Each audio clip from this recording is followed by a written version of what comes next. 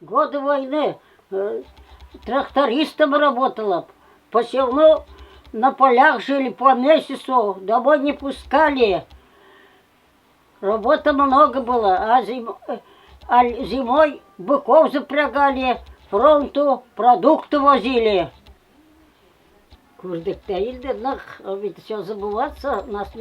Нет, лошади падать стали, ездить не могут, плохо кормят, что, соломой, сена мало.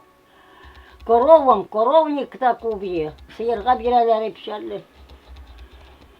Потом уж быков запрягать стали.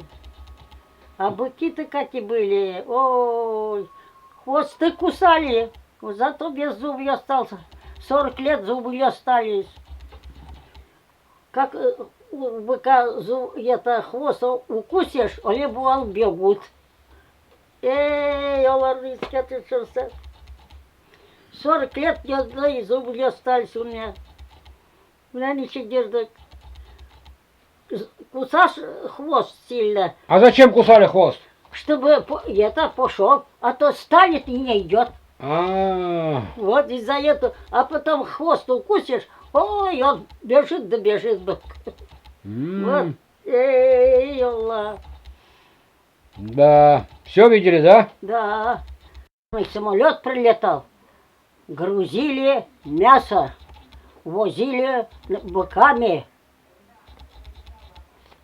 Самолету грузить. Все на фронт отправляли, да? Все на фронт отправляли. Все готовили. В общем, день и ночь вы работали на полях. На полях. День и ночь. День и ночь не пускали. И все вот продукты, все вот, что выращивали, все отправляли фронту, да? Ага. Спать не давали. 2 часа спать, так больно много. Я таларик сызгырып. То есть 2 часа спали, Ну. а все остальное время все отправляли в фронт. Все работали, да. все ради победы. Победа. Ради победы все это было. Все отправляли, победа. Потом картошку сушить давали. Говорили, картошку сушили, посылали. Все грузили фронту. То есть у вас ничего не оставалось, все отдавали ради победы фронту. Ага. На фронт все отправляли, да? Да.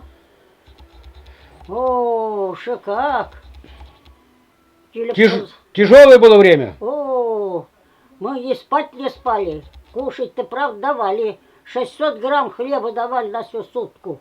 На день? Курда виды. Ярар. Какие нужды не видали. Он Бог держит шататься.